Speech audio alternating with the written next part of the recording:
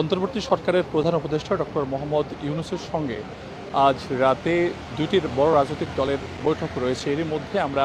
যেমনটি গণমাধ্যমে খবর পেয়েছি, সন্ধ্যা 7:30টায় বিএনপি এবং রাত 8:30টায় জামাত ইসলামের সঙ্গে বৈঠকে বসবেন অন্তর্বর্তী সরকারের প্রধান উপদেষ্টা অধ্যাপক ডক্টর মোহাম্মদ ইউনূস। মূলত তার পদত্যাগের গুঞ্জনের পরে কিন্তু বেশ নড়েচড়ে বসেছিল দেশের প্রধান যে রাজনৈতিক দলগুলো রয়েছে। মূলত গত বৃহস্পতিবার রাতে একটি সংবাদের ভিত্তিতে, অর্থাৎ একটি গুঞ্জনের ভিত্তিতে কিন্তু তার সাথে আজকের এই সংলাপে বসছেন জামায়াত ইসলামী এবং বিএনপির প্রতিনিধিরা। মূলত সন্ধ্যা 7:30টায় বিএনপির স্থায়ী কমিটির সদস্য খন্দকার মোশাররফ হোসেনের নেতৃত্বে একটি প্রতিনিধি দল এবং রাত 8:30টায় বাংলাদেশ জামায়াত ইসলামীর আমির শফিকুর রহমানের নেতৃত্বে আরও একটি প্রতিনিধি দল কিন্তু তারা মূলত যে অন্তর্বর্তী সরকার প্রধান উপদেষ্টা ডক্টর মোহাম্মদ ইউনূসের যে বাসভবন যমুনা, সেই যমুনা তারা আসবেন এবং তারা সংলাপে বসবেন। আসলে ঠিক কি আলোচনা হবে সেই বিষয়ে কিন্তু এখনও পরিষ্কার করে কিছুই কেউ আভাস করতে পারছে না। আমরা যদি একটু দেখাই আপনাদের, এই মুহূর্তে যমুনার সামনে যে সড়ক, যমুনার যে প্রধান যে ফটক, সে ফটকের সামনে কিন্তু আমরা দেখেছি কিছুক্ষণ আগে এখানে নিরাপত্তা জোরদার করা হয়েছে। সেই সঙ্গে যদি আরেকটি বিষয় আপনাদেরকে জানিয়ে রাখি, যে এই তার পদত্যাগের গুঞ্জন ঘিরে কিন্তু যে দেশের যে রাজনৈতিক দলগুলো রয়েছে তারাও কিন্তু বেশ নড়ে চড়ে বসেছেন এবং তারা ডক্টর ইউনূসের যে পদত্যাগ, সে পদত্যাগ অনেকে বলছেন যে তারা বলছেন যে তিনি থাকার যে বিষয়, অর্থাৎ তিনি থেকে একটি নির্বাচনের মাধ্যমে যেন তিনি মূলত দায়িত্বভার, অর্থাৎ তার যে এখন ক্ষমতা সেটি তিনি হস্তান্তর করেন। আমরা যেমনটি দেখেছিলাম বেশ কয়েকদিন ধরে কিন্তু বেশ একটি দেশের যে পরিস্থিতি সেটি অনেকটা টালমাটাল রূপ নিয়েছে, কিন্তু পরিস্থিতিতে কিন্তু আমরা দেখেছি বৃহস্পতিবার রাতে জুলাই গণ অভ্যুত্থানকে ধারণ করে নতুন যে রাজনৈতিক দলের আত্মপ্রকাশ ঘটেছে জাতীয় নাগরিক পার্টি এনসিপি, সে এনসিপির আহ্বায়ক নাহিদ ইসলাম তিনি কিন্তু বৃহস্পতিবার সন্ধ্যার পরে কিন্তু তিনি অন্তর্বর্তী সরকারের যিনি প্রধান উপদেষ্টা ডক্টর মোহাম্মদ ইউনূস তার সঙ্গে তিনি দেখা করেন এবং দেখা করার পরে মূলত ডক্টর ইউনূসের পদত্যাগ নিয়ে ব্যাপক আলোচনা তৈরি হয় সামাজিক যোগাযোগ মাধ্যমে এবং সেই যোগাযোগ মাধ্যমগুলোর খবরের পরে কিন্তু আমরা দেখেছি জাতীয় ঐক্যের নানা মহল থেকে ডাক এসেছে এবং সেই সঙ্গে জামাত ইসলাম থেকেও কিন্তু এই জাতীয় ঐক্যের যে ডাক, সে ডাক নিয়ে কথা হয়েছে। আমরা যেমনটি দেখেছিলাম বাংলাদেশ জামাত ইসলামের আমির ডক্টর শফিকুর রহমান তিনি জাতীয় ঐক্যের কথা বলেছেন এবং সেই সঙ্গে তিনি অন্তর্বর্তী সরকারের যে প্রধান উপদেষ্টা রয়েছেন ডক্টর মোহাম্মদ ইউনূস তার সঙ্গে তিনি বৈঠকের একটি আহ্বান জানিয়েছেন। আমরা যদি একটু দেখাই আপনাদের এই মুহূর্তে, আজ সন্ধ্যায় কিন্তু দেশের প্রধান যে দুটি রাজনৈতিক দল রয়েছে বিএনপি এবং বাংলাদেশ জামাত ইসলাম, তাদের সঙ্গে কিন্তু অন্তর্বর্তী সরকারের প্রধান উপদেষ্টা অধ্যাপক ডক্টর মোহাম্মদ ইউনূস তিনি কিন্তু বৈঠক করবেন। তাদেরকে যে বৈঠক শিডিউল দেওয়া হয়েছে সেটি মূলত সন্ধ্যা 7:30টায় বিএনপি এবং রাত 8:30টায় জামাত ইসলামের সঙ্গে তারা মূলত বৈঠক করবেন বলে আমরা বিভিন্ন গণমাধ্যমে খবর পেয়েছি। এবং সেই সঙ্গে যদি একটু আপনাদেরকে জানিয়ে রাখি, অন্তর্বর্তী সরকারের প্রধান উপদেষ্টা ডক্টর মোহাম্মদ ইউনূস তার পদত্যাগের বিষয়ে কিন্তু আজ উপদেষ্টা পরিষদে গুরুত্বপূর্ণ একটি বৈঠক অনুষ্ঠিত হয়েছে এবং সেই বৈঠক শেষে কিন্তু আমরা যেমনটি দেখেছিলাম যে এই অন্তর্বর্তী সরকারের উপদেষ্টা পরিষদের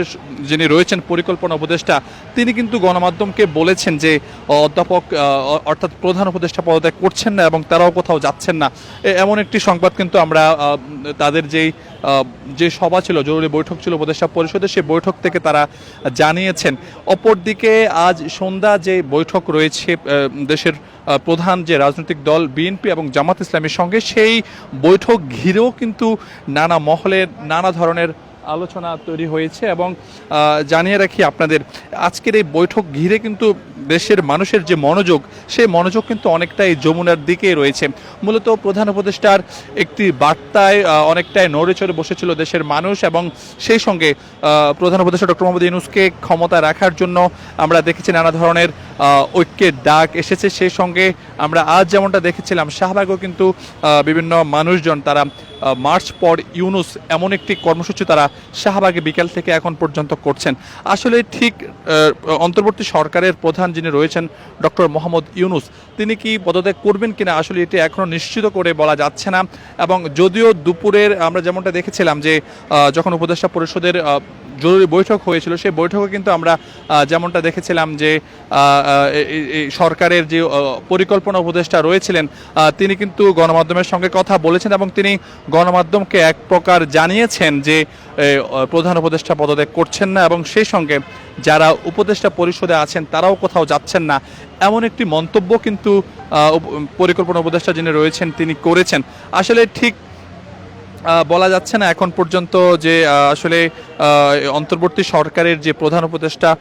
অধ্যাপক ডক্টর মোহাম্মদ ইউনূস তিনি কি পদত্যাগ করবেন কি করবেন না। সে সঙ্গে যদি আরেকটি বিষয় আপনাদেরকে জানাতে হয়, মূলত 24শে জুলাই গণ অভ্যুত্থানের পরে কিন্তু অন্তর্বর্তী সরকার গঠিত হয় এবং সেই সরকারের 9 মাস পরে পার হওয়ার পর 10 মাস অতিবাহিত হলেও কিন্তু নানা ধরনের আলোচনা এবং সমালোচনার মুখে সরকারের বিভিন্ন কার্যক্রমকে নিয়ে নানা ধরনের উপদেষ্টাদেরকে নিয়ে কিন্তু বেশ কিছু সমালোচিত মন্তব্য উঠে এসেছে। সেই সঙ্গে আমরা দেখেছিলাম যে এই অন্তর্বর্তী সরকার ক্ষমতা গ্রহণের পর থেকে কিন্তু নানা দাবিতে দেশের বিভিন্ন সংগঠনগুলো কিন্তু নানা দাবিতে রাজধানীতে দীর্ঘ একটি সময় ধরে তারা বিক্ষোভ, সড়ক অবরোধ সহ নানা ধরনের তারা কর্মসূচি পালন করে আসছিলেন। সে পরিপ্রেক্ষিতেই সবশেষ ঢাকা দক্ষিণ সিটি কর্পোরেশনের